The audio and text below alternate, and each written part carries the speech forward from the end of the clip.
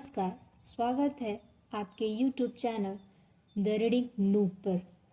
The power of your subconscious mind, Joseph Murphy. पिछले अध्याय 11 में हमने जाना कि सफलता का मतलब सफल जीवन है। अगर आप शांत, खुश, सुखी हैं और अपना प्रिय काम कर रहे हैं तो आप सफल हैं। अगर आप किसी उद्देश्य की स्पष्टता से कल्पना करते हैं तो अवचेतन मन की चमत्कारी शक्ति आपको सारी आवश्यक वस्तुएं प्रदान कर देगी। आइए जानते हैं अगले अध्याय 12 वैज्ञानिक अवचेतन मन का प्रयोग कैसे करते हैं। इतिहास के सबसे रचनात्मक वैज्ञानिक अवचेतन मन के सच्चे महत्व को जानते थे, जैसे कि एडिसन, मार्कोनी, आइंस्टीन और कई अन्य वैज्ञानिक। इसका एक बहुत अद्भुत उदाहरण मशहूर केमिस्ट फ्रेडरिक वॉन के जीवन में देखा जा सकता है। वे काफी समय से बेंजीन नामक हाइड्रोकार्बन के रासायनिक सूत्र को समझने के लिए जूझ रहे थे, जिसमें कार्बन और हाइड्रोजन के 6 परमाणु होते हैं। वॉन इस समय से लगातार परेशान हो रहे थे। उनकी तमाम कोशिशें नाकाम हो रही थी। जब वे उस गुत्थी को सुलझाने में कामयाब नहीं हुए तो उन्होंने थककर मामले को अपने अवचेतन मन को सौंप दिया। इसके कुछ समय बाद वे लंदन की बस में चढ़ने वाले थे तो उनके अवचेतन ने उनके दिमाग में अचानक कौंध प्रस्तुत की। अपने मन में वॉन ने सांप की छवि देखी जो अपनी ही पूंछ को काट रहा था और गोल गोल घूम रहा था।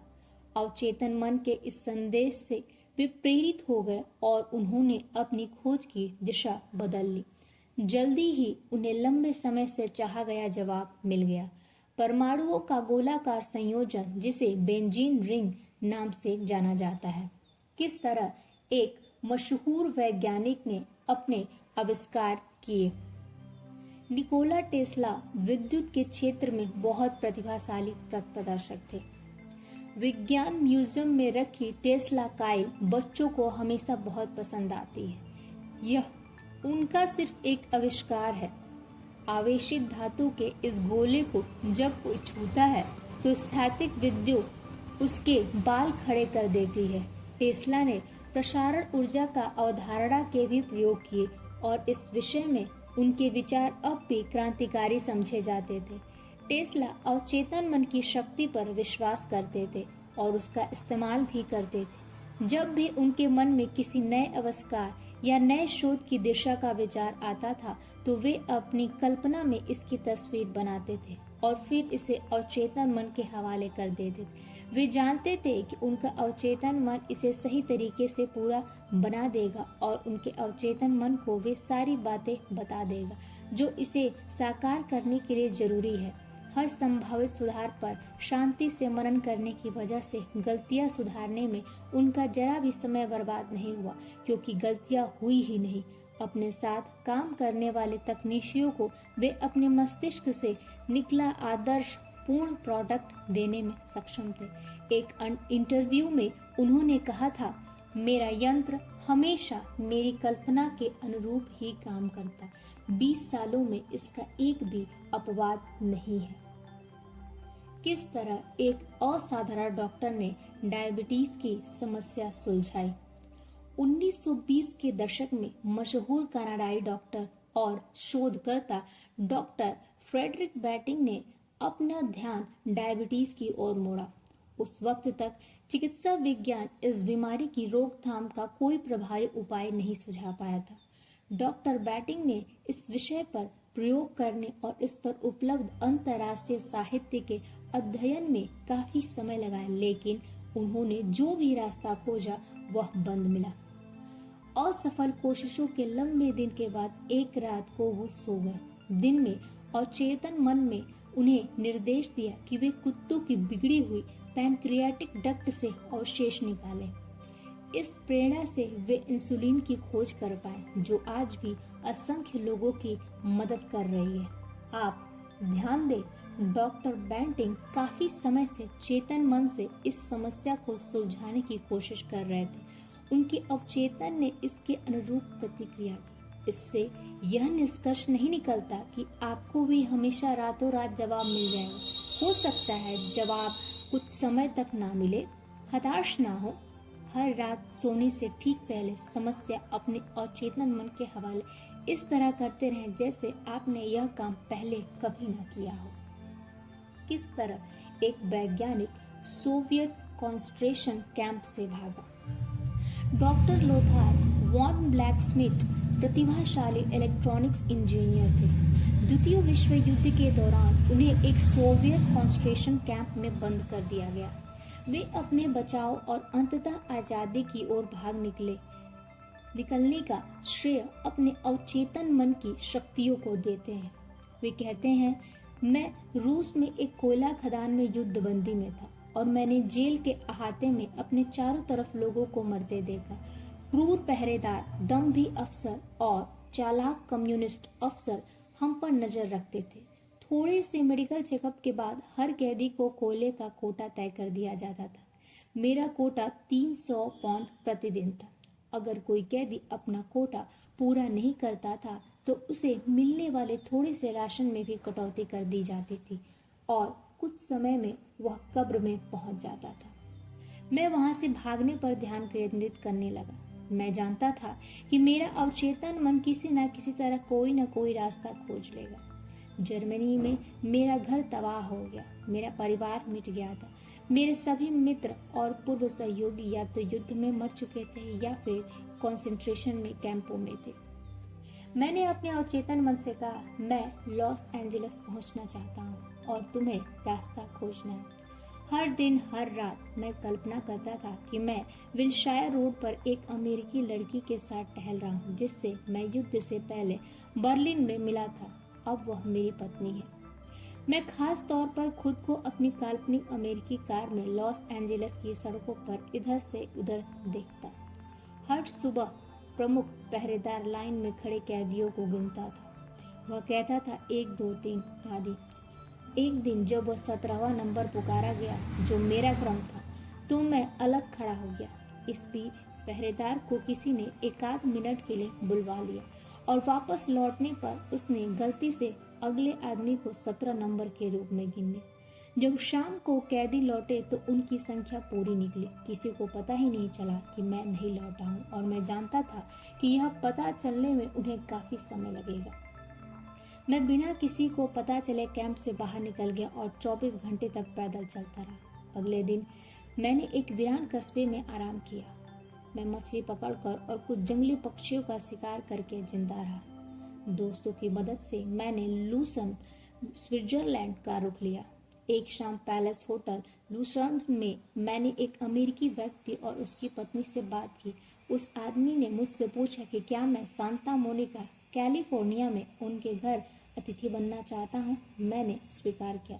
ऐसा लग रहा था जैसे मैं पहले भी लॉस एंजलिस आ चुका हूँ। मैं अपनी मंजिल तक पहुंच गया था। मैं कभी भी अवचेतन मन के चमत्कारों पर हैरान होना बंद नहीं करूंगा। सचमुच इसके पास ऐसे तरीके होते हैं जिनके बारे में हम कुछ भी नहीं जानते हैं। पुरातत्ववेत्ता किस तरह प्राचीन दृश्यों को दोबारा बनाते हैं। आपके अवचेतन मन में मानव जाति के इतिहास में हुई हर चीज की स्मृति होती है। प्राचीन खंडरों और पूर्व संस्कृतियों के लोगों द्वारा छोड़ी गई असंख्य वस्तुओं का अध्ययन करने वाले पुरातत्ववेत्ता अपने काम में काल्पनिक अनुभूति का बेहतरीन प्रयोग करते हैं। वैज्ञानिक की पैनिक एकाग्रता और अनुशासित कल्पना अवचेतन मन की निहित शक्तियों को जगा देती है। यह उसे प्राचीन स्तंभों पर छतों की कल्पना करने में समर्थ बनाती है और इमारत के चारों तरफ बगीचों, तालाबों तथा फव्वारों की कल्पना करने में भी। कंकाल पर आंखें, नसों और मांसपेशियों का लबादा डाल दिया जाता है और वे एक बार फिर बोल तथा चल सकते थे। मृत अतीत जीवंत वर्तमान बन जाता और हम पाते हैं कि मस्तिष्क में समय या स्थान की कोई दूरी नहीं होती। अनुशासित, नियंत्रित और निर्देशित कल्पना से आप हर युग के सबसे महान वैज्ञानिकों और प्रेरित चिंतकों के साथी बन सकते हैं। अपने अवचेतन मन से मार्गदर्शन कैसे पाएं? जब आपको कोई मुश्किल निर्णय लेना हो या जब आप अपनी समस्या का समाधान ना देख पा रहे हैं तो तत्काल इसके बारे में सृजनात्मक सोचने लगे। अगर आप भयभीत और चिंतित रहेंगे तो आप सचमुच सोच नहीं पाएंगे। सच्ची सोच डर से मुक्त होती है। यहाँ पर आसान तकनीक दी जा रही है जिसके द्वारा आप किसी भी विषय पर मार्गदर्शन पा सकते हैं। मस्तिष्क को शांत कर ले और शरीर को स्थिर कर ले। शरीर को आराम से रहने को कहें। इसे आपका आदेश मानना ही पड़ेगा। इसकी कोई इच्छा, पहल या आत्म चेतना नहीं होती है। आपका शरीर सिर्फ एक भावनात्मक डिस्क है जो आपके विश्वासों और तस्वीरों को रिकॉर्ड रखती है। अपने ध्यान को गतिशील कर ले। अपने विचार समस्या के समाधान पर केंद्रित कर ले। इसे अपने चेतन मन से सुलझाने की कोशिश करें। सोचें कि आप आदर्श समाधान पर किस तरह खुशी जाहिर करेंगे। अगर आपको आदर्श जवाब इसी समय मिल जाए तो कल्पना करें कि आपको कैसा लगेगा। अपने मस्तिष्क को खुशी और संतुष्टि के इस मूड से शिथिल तरीके से खोलने दें, फिर सो जाएं। जागने पर अगर आपको जवाब नहीं मिले तो किसी दूसरे काम में जुट जाएं। संभव है किसी दूसरे काम में व्यस्त रहने पर जवाब खुद ब खुद आपके दिमाग में आ जाए। अवचेतन मन से मार्गदर्शन पाने में आसान तरीका ही सबसे अच्छा है। उसके अवचेतन ने उसके पिता की वसीयत की जगह बता दी।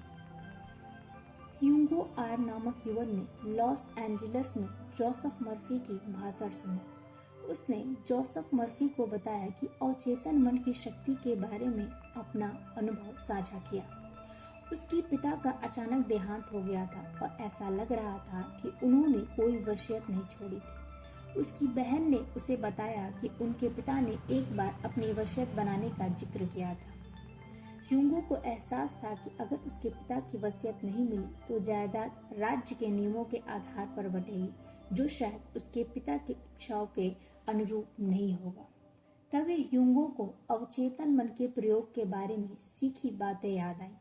सोने से पहले उसने अपने अवचेतन मन से कहा, मैं अब इस आग्रह को अपने अवचेतन मन के हवाले करता हूँ। मेरा अवचेतन मन जानता है कि मेरे पिता की वसीयत कहाँ है और यह मुझे वह जगह बता रहा है। फिर उसने अपने आग्रह को सारांश में कहा, जवाब दो। उसने इसे बार बार लोरी की तरह दोहराया। वह जवाब दो शब्द के साथ सोने गया। अगली सुबह जब वह जागा तो उसके मन में प्रबल इच्छा जागी कि वह डाउनटाउन लॉस एंजलिस के एक बैंक में जाए। इससे वह हैरान हो गया। क्या उसने अपने पिता के डाक में इस बैंक का पत्र देखा था? वह नहीं जानता था, लेकिन वह इतना जरूर जानता था कि उसे अवचेतन द्वारा दिए गए इस संकेत की जांच करनी थी। वह अगली सुबह उस बैंक में गया। अंततः एक बैंक अफसर ने इस बात की पुष्टि की कि बैंक में उसके स्वर्गीय पिता के नाम पर एक लॉकर था। जब उस लॉकर को खोला तो अंदर वसीयत मिली। जब आप सोने जाते हैं तो आपका विचार आपके भीतर की निहित शक्तियों को जगा देता है। मार्गदर्शन चाहते समय आप शांति से सिर्फ सही कर्म के बारे में सोचें। इसका मतलब है कि आप अपने अवचेतन मन में रहने वाले असीमित बुद्धिमत्ता का उस बिंदु तक प्रयोग कर रहे हैं जहां यह आपका प्रयोग शुरू कर दे। उसके बाद आपके कार्य की दिशा आपके कल्पनावादी ज्ञान द्वारा निर्देशित और नियंत्रित होती है, जो सब कुछ जानता है और सर्वशक्तिमान है। मार्गदर्शन का रहस्य। मार्गदर्शन या सही कर्म का रहस्य मानसिक रूप से खुद को सही जवाब के प्रति निष्ठावान बनाना है, जब तक कि आपको अपने भीतर इसकी प्रतिक्रिया न मिल जाए। प्रतिक्रिया एक भावना, एक आंतरिक एहसास है, एक सशक्त संकेत है। इसके द्वारा आप जान जाते हैं कि आपको जवाब मिल गया है। आपने शक्ति का उस बिंदु तक प्रयोग कर लिया कि अब यह आपका प्रयोग करने लगी है। अपने भीतर की इस व्यक्तिनिष्ठ बुद्धिमत्ता के मार्गदर्शन में काम करते समय आप सफल नहीं हो सकते या एक भी गलत कदम नहीं उठा पाएंगे। आप पाएंगे कि आपके सभी काम खुशी से भरे हैं और आपको रास्ते भर शांति मिलेगी। अगर आपको यह बुक समरी अच्छी लगी तो लाइक, शेयर और सब्सक्राइब करें। साथ ही कमेंट करें द रीडिंग नोट। धन्यवाद।